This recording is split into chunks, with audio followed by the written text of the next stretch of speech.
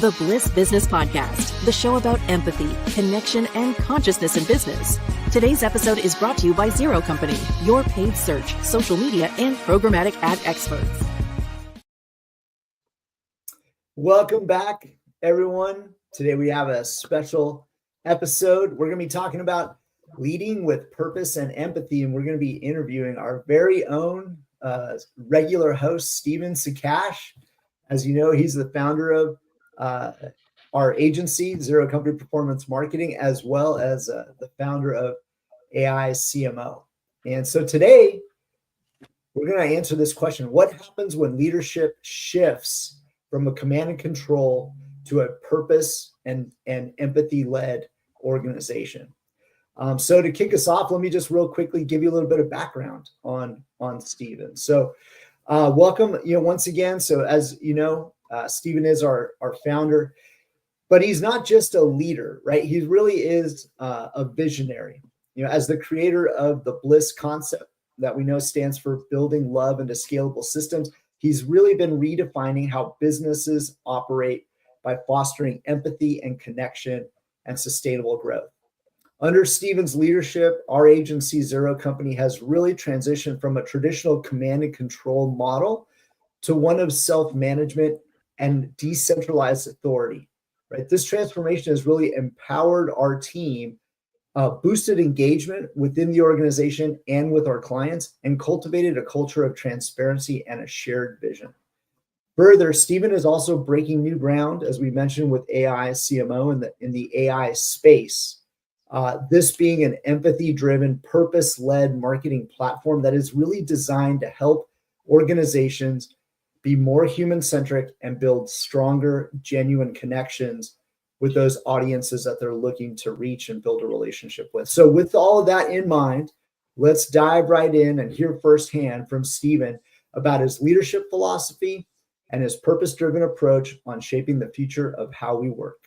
Welcome, Stephen. Welcome, Stephen. Here, yeah. Hey, before we dive right into this, I'm curious, how does it feel to be on the other side of this for a change? Yeah, it feels a little awkward. I was almost going to say that was one of those things when you were saying all those nice things about me, Mike. I paid Mike to say that, and I'm all, wait a minute. You do pay Mike to say that. Wait a minute. You do. Wait, how'd that? No, all right. In all seriousness, the real big question is who came up with the name podcast? Yeah, so that's I was this many days old before I learned that it's a combination of broadcast and iPod. And I thought it was POD, people on drugs, who came up with the name. But anyway, all right. So, Stephen, that's probably true. Both of those are probably true. There was some kind of trip happening. Anyway, so Stephen, you've led an incredible transformation at Zero Company, and today I'm excited to highlight it and let you showcase that for the rest of the world here. But the biggest thing you've done is champion empathy and a shared authority model within the company. Can you share a little bit the story behind this shift, especially as a co-founder and owner of an agency? What inspired you to move from what's traditionally a command and control model to a self-managed model? Yeah, so I'm glad kind of that we're talking about this at this stage of our development, because this is a fairly new thing for us. So it's going to be interesting, a year from now, where we are along this process. But being able to download some of those early thoughts, I think, would be useful for other owners, CEOs that go through this process. But for me, I've always kind of said anything that goes wrong in our company was my fault. I mean, that was always my sort of radical approach to it. So it was, and by that, I mean, I didn't give someone enough training, or we weren't prepared in some other way, or we didn't have, the right equipment, whatever. So I always had sort of that attitude of I'm kind of in service to everyone there to do their jobs. So I think that's kind of a mindset you have to shift to in some way, is going from that, that command and control where, hey, do this, do that, do whatever, kind of the typical boss language, to more of just how can I help you be better at your job. And, you know, you kind of shift that hierarchy structure, right? From top down to like, now it's sort of like bottom up, like, how can I help all of you be better at your job? And so, I think that is kind of the mindset that has to shift first before you can kind of let go of some other reins as well. So let's get a little down to the brass tacks here, because this is challenging for a lot of leaders, and there's a lot of fear of losing control when adopting this approach. So, did you experience any of that? And how did you navigate that challenge of balancing autonomy with alignment? Because there's always the fear of losing that alignment or control. What was that experience for you like? Yeah, I think there's probably a little bit of fear in there for people, because you just don't know what you don't know, I guess, because it's something that a lot of people are just, your default mode is that other model of business, right? It's, you know, hey, here's kind of the structure, there's a boss, here's all the, even just talking to other people in that manner, you're coming at from a boss standpoint, right? So it's a lot of, I don't know what it's going to be like, but you know, like this little joker over my shoulder, it's always just a reminder for me to embrace the unknown. You know, it's like a wild card. Anything can happen. And so just embrace the unknown so that it, you know, I'm always willing to take risks in that way. So yeah, no, I don't think it's that big of a deal when you get down to it. There are books and things like that, if you really studied this, that show you kind of processes of other companies doing this and how successfully they've done it. So it's not totally an unknown, but there's very few companies doing this. But when you get down to it, it's like, yeah, you always work on teams, right? You're always trying to help your team be better. And ultimately, this is just empowering your team even more than before. And, you know, that's it. Turning out, to me, I can see all the good that comes from that. Yeah. Yeah. I mean, I could speak, you know, maybe a little bit from my perspective about Stephen, and I don't know, Stephen, you know, feel free to disagree with this, but I think the other thought, you know, that we came into, hey, if something went wrong, it was sort of my fault, wasn't so much like the thought of like the traditional command and control, but like what I've learned from you over the last 5 years is you care so much, right? And you cared about the team. And you know, at the end of the day, if we lose a client, you know, if things go wrong with a certain line of business, like sometimes there's jobs on the line, right? Because those client accounts are very important to our business. So I think it probably like more so coming from that angle that, hey, I really care for these folks. I really want to make sure that they're taken care of. And sometimes organizations maybe just adopt that command and control approach, sometimes based on like good motives. Yeah, I think I mean, what else are they going to do? Is what people are saying, right? Because this is how we do things, right, people? It's just that approach, that command and control approach. But yeah, I think kind of, Mike, what you're probably getting to, and I think it's very important for leaders, is the whole EQ development side of things, right? I think if you want to get into that more of that service attitude, you really have to develop that EQ in your leadership, so that they're thinking empathetically about everyone that they work with, and not, you know, that default mode command and control. Hey, here's what we're going to do, team, blah, blah, blah. It's just, yeah, if you're getting into that more empathetic mindset, I think that makes it way easier. So that's like really what those are the first few steps, I think, is making sure your leadership is emotionally intelligent, empathetic. Work on that first, because then, you know, when they want to make that shift to that self-managed structure, it's just going to be much easier process for them to let go, because it's just natural at that point. Yeah, for sure. Yeah, it's coming. They've come to grips with it. So, you know, talking about this, it's self-management. It sounds great, right? This is like, okay, you know, it doesn't just happen at, you know, snap of a finger or drop, you know, of a hat. So for somebody who is considering, you know, this, Stephen, so that it's not overwhelming for them, like, how did you really decide, you know, what piece do I start with?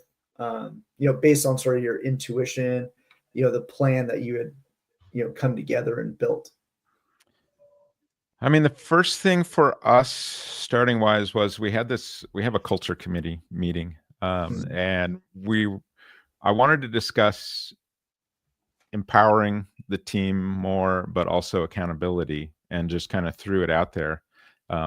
Little did I know, like moments before that meeting, Tullio just booked an expert for one of our podcasts on self-managed teams. And then Tullio hops on the meeting on the culture committee. He's like, wait, we're talking about this? And so we we kind of had this natural momentum. It's like, it's just one of those things where you just go with the flow, right? It's just going to happen. So we had like literally an expert and author on this just a few days later, where we're talking about things. And I think what resonated with me was when he said, I think it was either your mission statement or your purpose statement is the boss at that point. And that was just like, yes, exactly. And so for letting go or going toward that structure, it's like, if we have that lined up and aligned and everybody aligned on that purpose together, then it makes it much easier just to, hey, let's follow the purpose.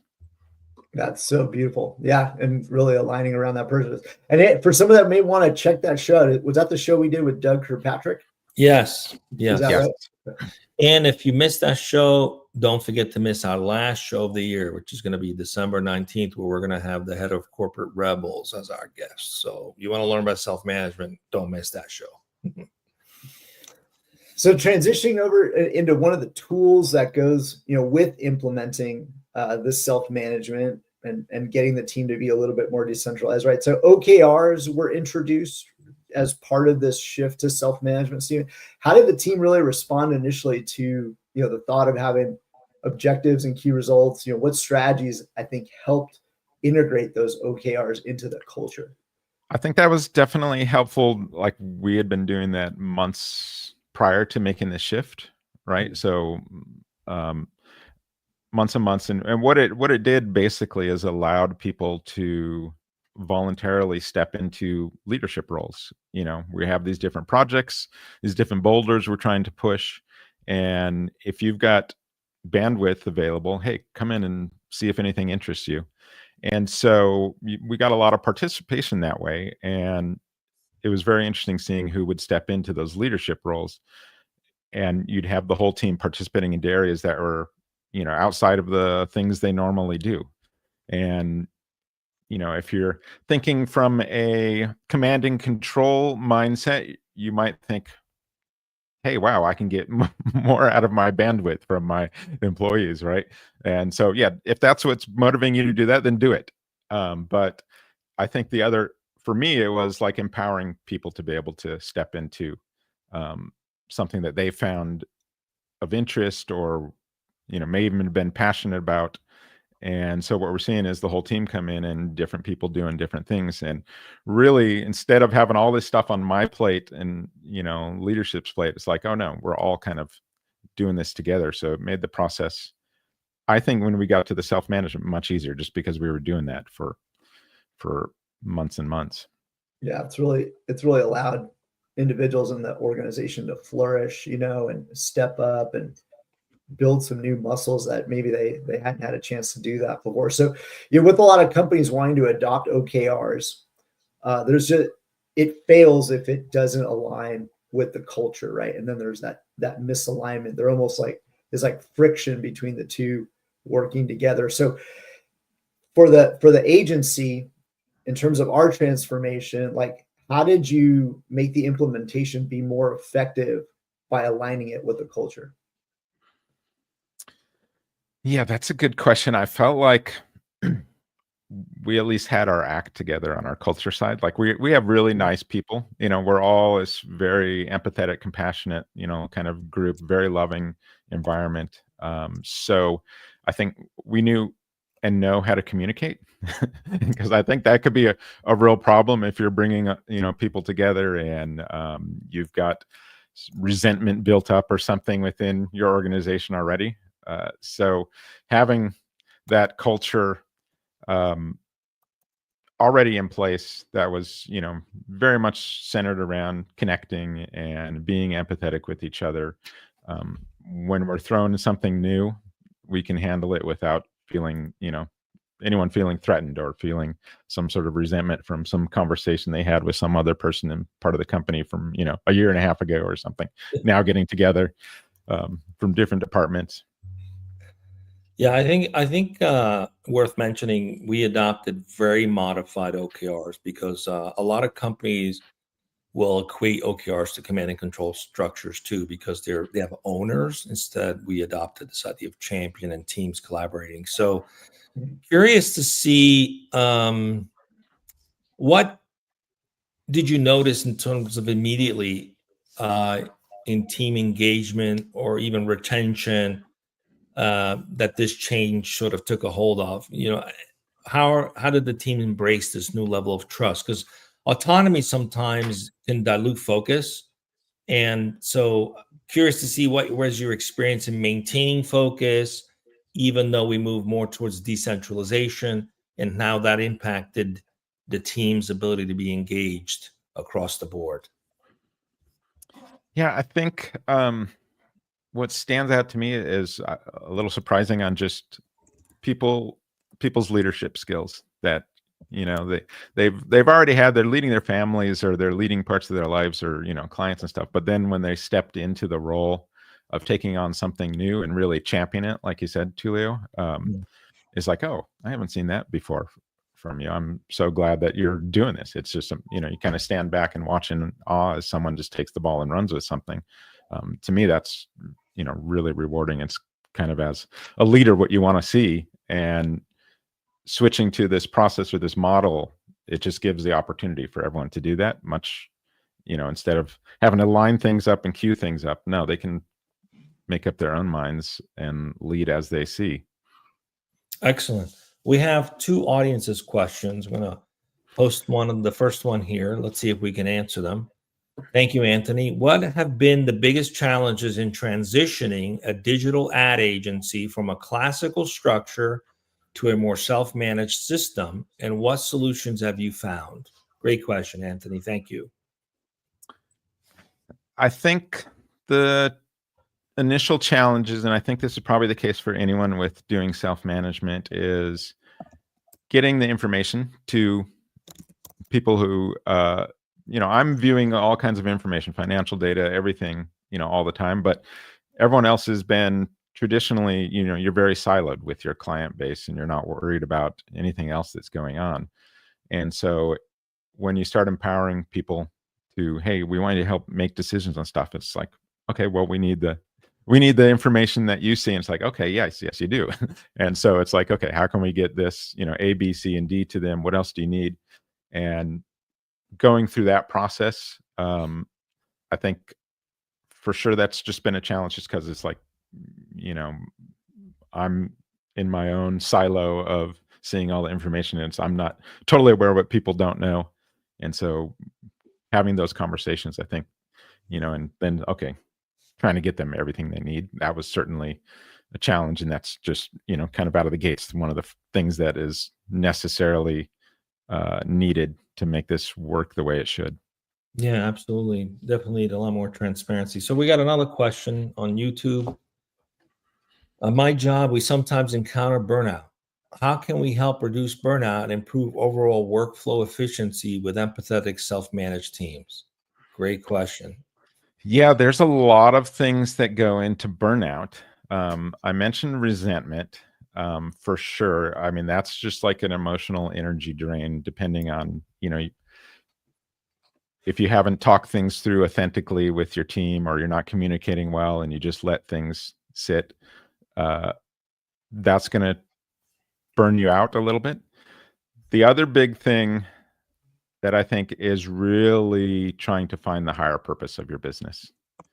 If you don't know a higher purpose, and not even of your business, it could be of what your position that you work with, trying to find how to build love into that situation. Because when you have that meaning and you get up for work every day and you've got some meaning in your work that you're doing, that's one of the hugest things that's just going to change how much burnout you have, because otherwise it can be a very soulless machine that you're going to, and you're just feeling like a cog, right? And so you're just getting burned out every day. So focusing on the higher purpose of the work that you do, I think, is really essential.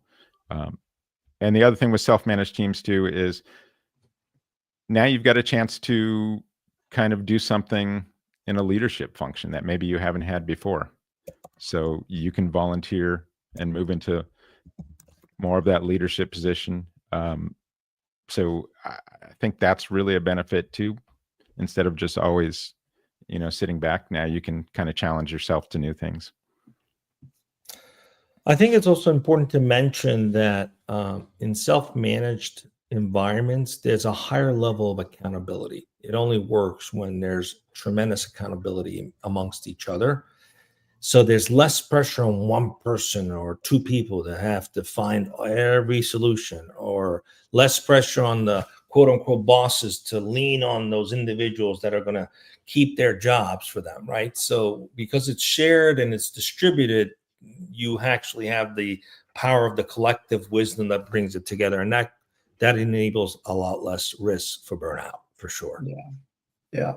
And I think with the transparency that we have now, it's just, Stephen was always like a big champion of do the loving thing. And say as an account executive, if you're managing an account, well, what does that mean, necessarily? And so I think now with having the metrics or having, certain capabilities to pull a certain person in or what have you, it really allows us now to put more definition around what that loving thing means, right? And aligning it with, okay, if our purpose is X, then doing the loving thing would mean, how do I further that purpose in my role? So we can't get away from a discussion on OKRs without covering something about metrics, right? Because so many organizations think about, all right, a key result is going to be, this percentage growth in this division, or maybe expanding, business into this, country, by a certain time frame. But Steve, I remember you really thought differently about metrics. So can you share with the audience, like, how do you think about metrics, even putting them in the Bliss context, and how did you connect them to the company's culture? Yeah, I mean, we've all got the standard sort of metrics a lot of time that are just revenue based, very business forward metrics, right? We're bottom line metrics. And I think that's what we all sort of, as a business, you default to optimizing toward, are those metrics. But there are these sort of love-based metrics that think about people, right? And so once you start putting these metrics in front of people, you can start optimizing toward those metrics. So yeah, for us in our self-managed group, we were talking about metrics.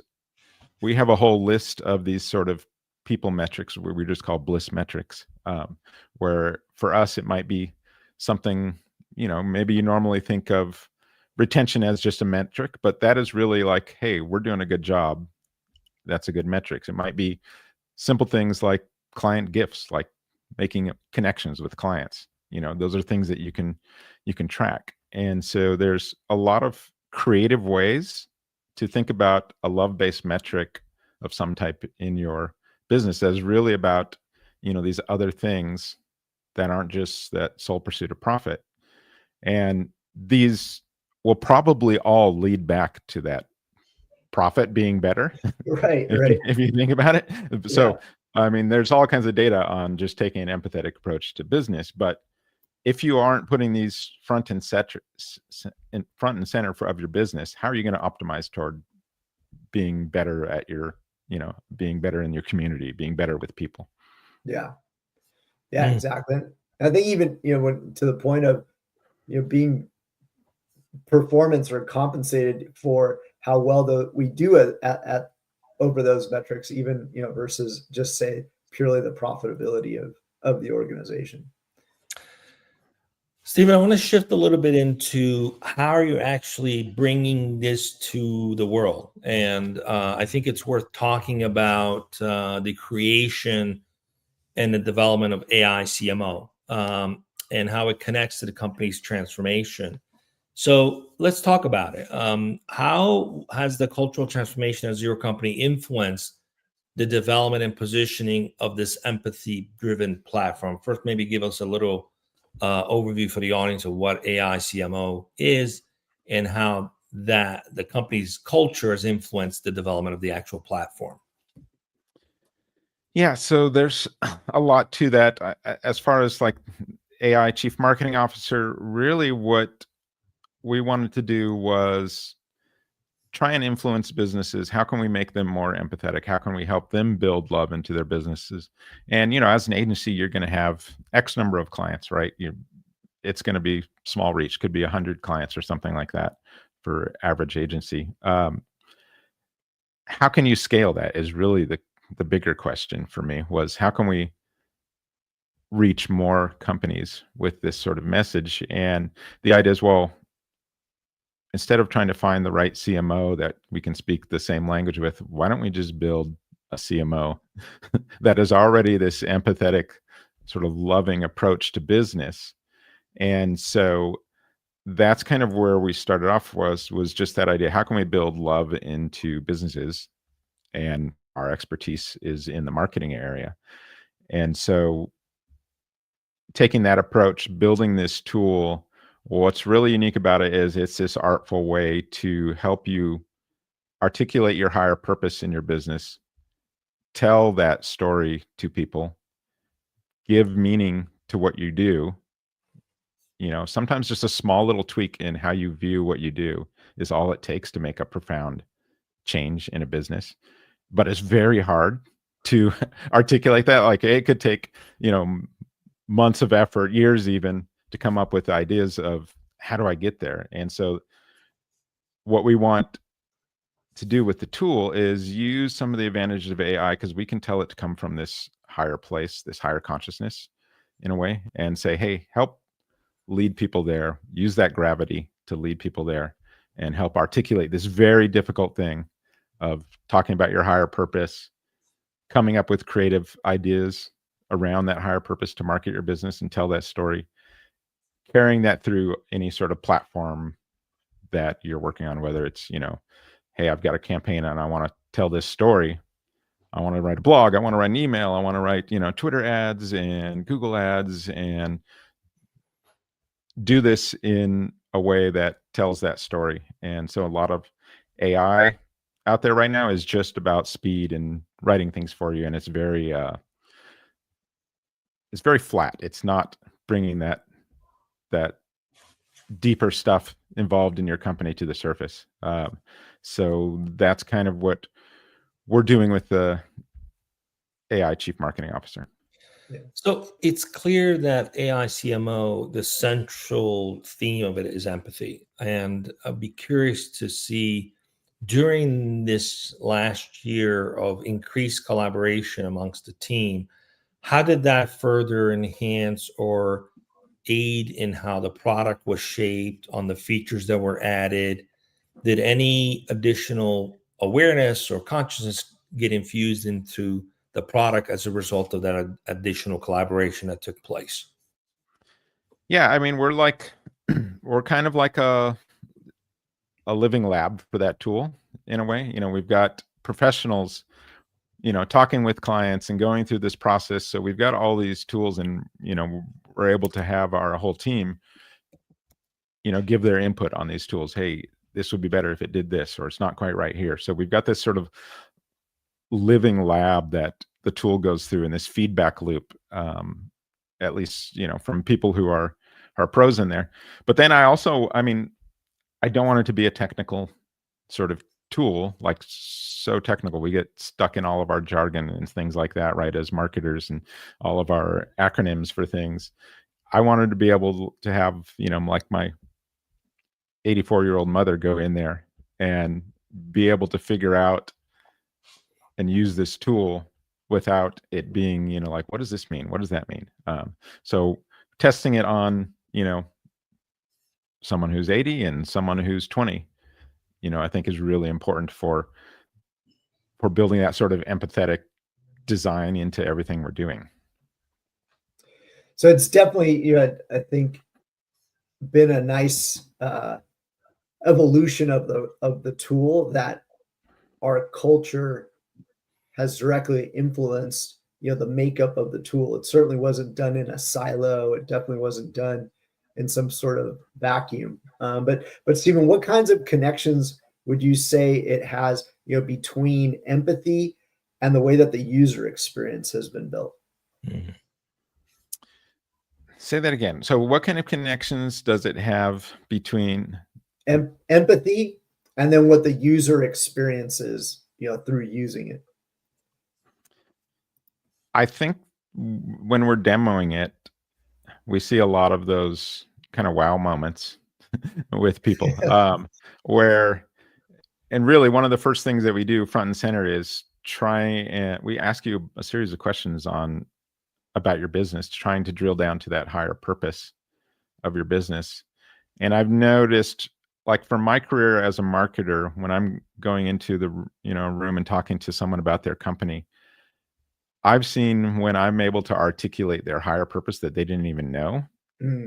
Like you just see the light bulb go off, right? And so, yeah, when you're able to get to that point, there's like, oh wow, right? Yeah, that's what I do exactly, And so I think bringing that out for people and articulating it is probably one of the most empathetic things we can do for people, because if you're just if we just went to our work and we're like, yeah, I got to deal with clients and I'm just, do this ad campaign, blah, blah, blah, the same stuff.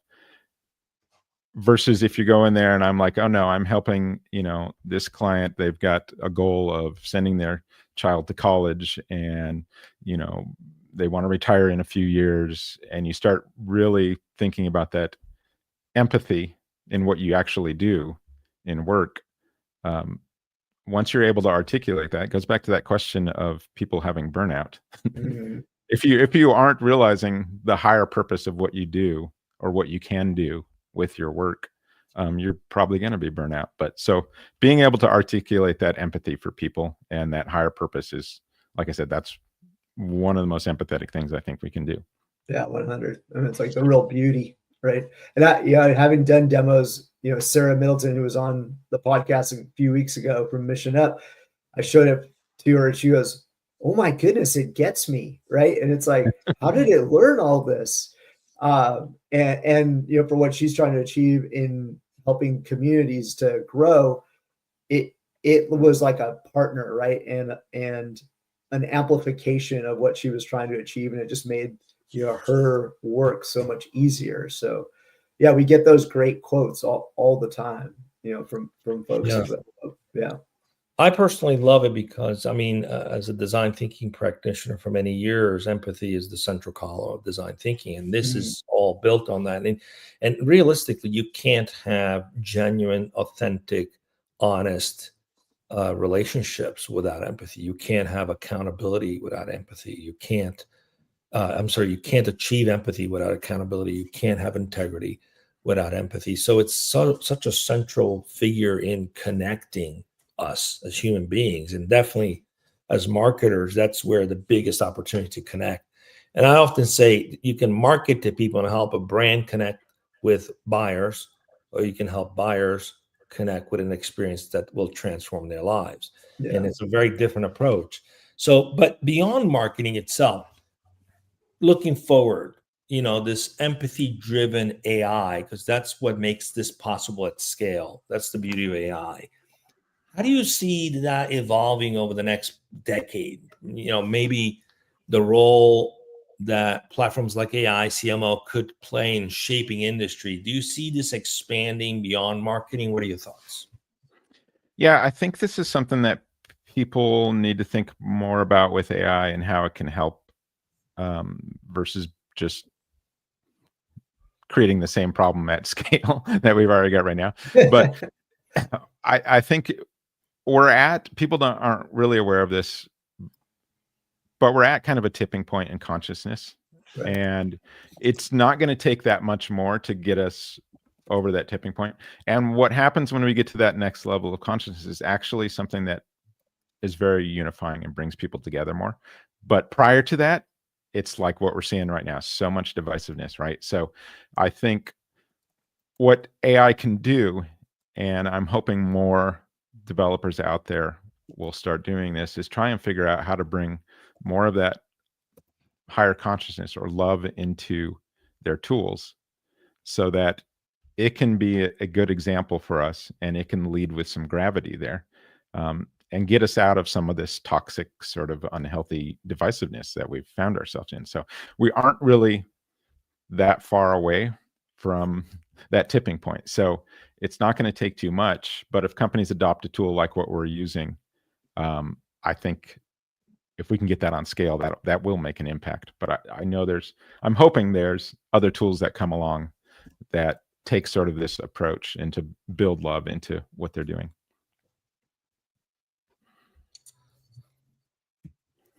So we have a comment here.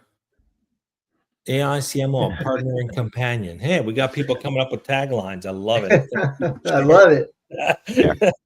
We're just talking about that this whole week. There you go. Partner and companion. I mean, we do have like one of the tools in there is this kindness communicator, and just seeing people use that, instead of like their initial reaction to some customer that's totally, off the mark and maybe even out of bounds with what they say. And then they use this and they're like, oh my gosh, I would have spent 20 minutes trying to craft a reply to this person. And it comes back at this sort of very kind, loving approach to it while addressing what needs to be addressed. I think, it can be a partner in a lot of ways into being, a better person. And and also, like I've mentioned, that a partner in finding that higher purpose of what you do. And so when people think about purpose, I don't want them to think about purpose as being just like, oh, I'm doing a charity or something for the environment or things like that. That may be your purpose.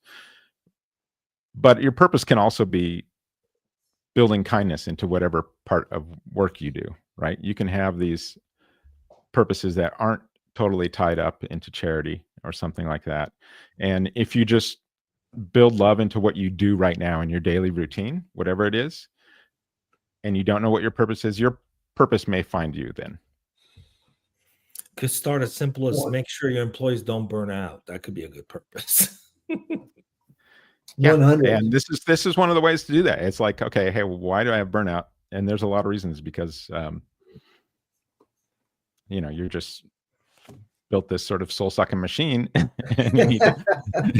and you need to have some of these other goals in mind with your business. People have to have something to get behind. The ex-CEO Gary Ridge, I think is his name, of WD-40, which was a self-managed organization. They were World Blue certified self-managed organization. He would refer to command and control structure CEOs as energy vampires. Yes. Totally, 100%. And the more they manage, the more energy they are vampiring from people. Yes, it's true. It's true. Terrible. Chief energy obfuscator or something like that. So Steve, I don't know if you guys watch that show with the energy vampire Colin Robinson, but he's like a middle manager that just sucks your soul from you. Oh my God. Purposely. Oh, it's a terrible world to live in. So Stephen, as we kind of come to the close of the show, some of your audience, they're definitely interested in hearing your advice, CEO to CEO, as far as leading some of these transformations. So for the leaders who are curious about making this shift, what's your advice on where to start, or when building this purpose-driven organization? Yeah, I mean, first, like I mentioned, work on the EQ components of your leadership team. Try and build that service mindset to be in service of your employees. Make sure that's all there. When you've maybe got an idea of your purpose, and if you don't have an idea, use our tool when we release it. But when you've got an idea of your purpose, then do an audit of everything you do, and audit your company, like, how is this applying to our purpose? Can we be better at our purpose in this particular activity? Or do an audit of what we do is, how can we build love into this particular sequence of things? So you take this very systematic approach and look at every part of your business from that sort of perspective. And I think that'll help you with things like the communication and other issues that might come up when you're starting to shift to this self-managed purpose, but self-managed sort of structure, but kind of taking that approach to being very empathetic to every part of your system, I think, is a huge step to get there and ease that transition. So before we wrap up, I think a worthy question is, how has this journey transformed you personally as a leader? How do you see things differently now compared to just a year ago? Yeah, no, I'm sure there are, like I said earlier and addressed this little joker over my shoulder, it's definitely embracing the unknown. I think from a personal growth perspective is huge for people. We're always trying to control everything. And so when you can start surrendering a little bit more and a little bit more to things, you'll find you've got a lot more energy for stuff than you realized before. So I think it's definitely energizing me for sure. And it's definitely helping me see some other areas in my life where I can flow a little easier and, not be so dang tired about doing stuff. I kind of do an energy audit sometimes. Why does this make me so tired? And so when I'm doing that, I just kind of figure, oh, okay, you're worried about this or worried about this. But having, the whole team taking on different parts of these things certainly helps energize me as a leader, I think, because it's like, okay, now we're all kind of getting it, and I don't have to carry some of these burdens, which you carry as a CEO all the time, and you just aren't aware of. I mean, you might be, but when you have other people helping you with them, it's like, oh, that's a huge weight off my shoulders. That's wonderful. Yeah, I mean, definitely the people get to do more of what they love, less what they have to do, because there's always someone who loves doing what you consider have to do. So yeah, when you exactly. Yeah, it's like, oh, I hate this one thing, but someone else is like, I wish I could do that one thing. Right. So here you go. And you're like, oh, please do. Yeah. And you get this passion, from different people in different areas. And it's, we've seen that for sure in our self-managed structure. It's like, oh, I didn't know you really love that. Yeah, I'll give you all that stuff because it drives me crazy. Exactly. So there's some people who hate being in the weeds, and there's some people who love being in there. We thrive in solving problems all day long. So one final question we love to ask all the guests, and you're a guest today, so we're going to ask you the same question. I think we know what the answer is, but we're going to ask it anyway. Does love have a place in business, and how does it connect to Zero Company's purpose? That's my question. How does it connect to our purpose? Does it have a place in business? Of course. And I'd say if you don't think it does, if you think it doesn't have a place in business, you're playing the wrong game. You put up that single scoreboard that focuses on profit, and that's the game you're playing. If we make that the sole guiding goal of what this group of people who have come together to dedicate a massive part of their lives to, and this is the sole focus, I'd say you don't see the entire scoreboard and you're playing the wrong game. And this is how you get the wrong people rising up the corporate ladder sometimes. This is how you get the scandals, that happen in businesses. And this is how you get uninspired employees who are burnt out because ultimately they see their work as meaningless. So, we dedicate a lot of our lives at Zero Company to trying to help articulate that higher purpose and meaning in what we do. And we'll get better at it.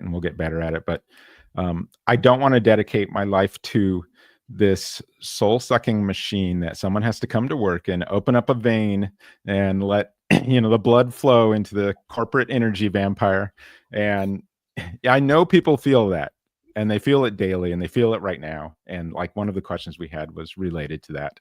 And the only way out of that, I think, is to find ways to build empathy and compassion and love into your work, and not just as a random act of kindness. It's a great phrase, but as a practice, a daily practice. So, at the very least, start by expanding that scoreboard so that you're thinking of, not just profit. You go from, profit to people, planet, profit, something like that, and have bottom lines for that. Or you're not just focusing on the investor shareholder as your sole purpose, but you focus on your employees, your customers, your investors and shareholders, but also, these other stakeholders, your partners and your community. So that's the conscious capitalism approach.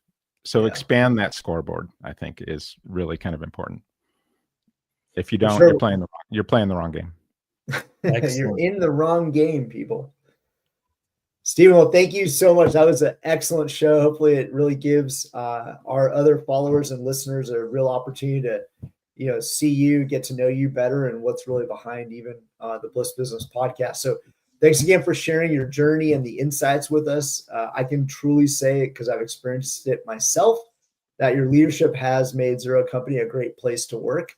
And it's exciting really to see how your vision continues to evolve. I really can't wait to see what's next. Yes, it's been an honor, Stephen. So just as we go and wrap up, if you want to learn about Bliss and Zero Company, visit us on zerocompany.com. If you're curious about the empathetic marketing platform we talked about, you can join the wait list by going to aicmo.io.